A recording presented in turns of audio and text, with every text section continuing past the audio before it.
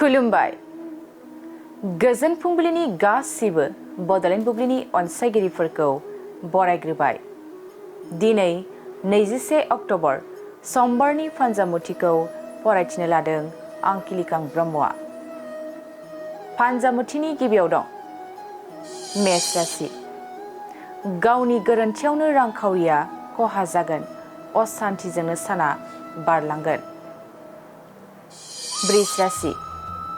थांखि लानायाव उथ्रिसार जानो हागोन, गोजौ फारसे जौगालांगोन। मिथुन राशि। धोन दौलतआ जोबस्रांलांनो हागौ, गोबां दुखु जारला सहायनांगोन। कर्कट राशि।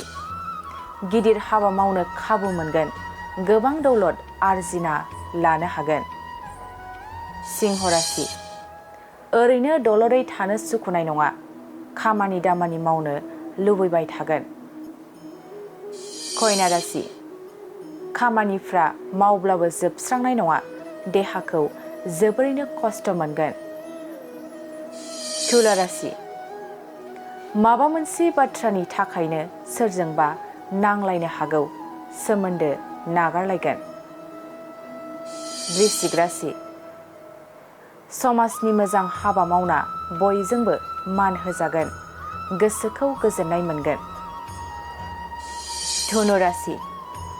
गोदान मिजिं सुजुना दावगालांनो थुलुंगाखांगोन, गोसोखौ उरां फारां मोनगोन।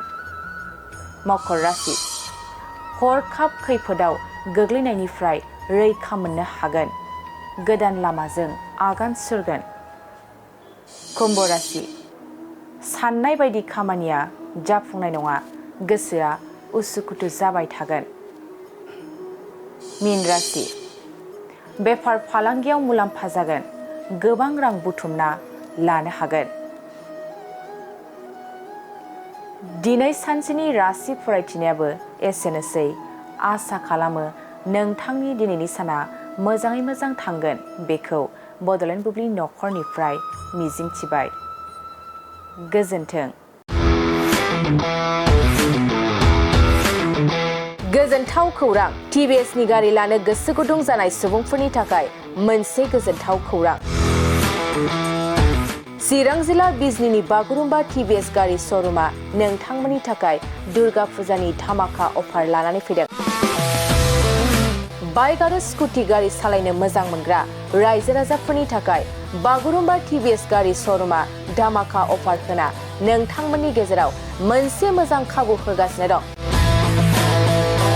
बिजनी स्टेट बेंकनि साखाथिनि CRPF केम्पनि उल्था सोनाब फारसे थानाय बागुरुम्बा टिभिएस श'रुमाव डाउन पेमेन्ट होनानै नोंथाङा टिभिएसनि गारि लानो हागोन।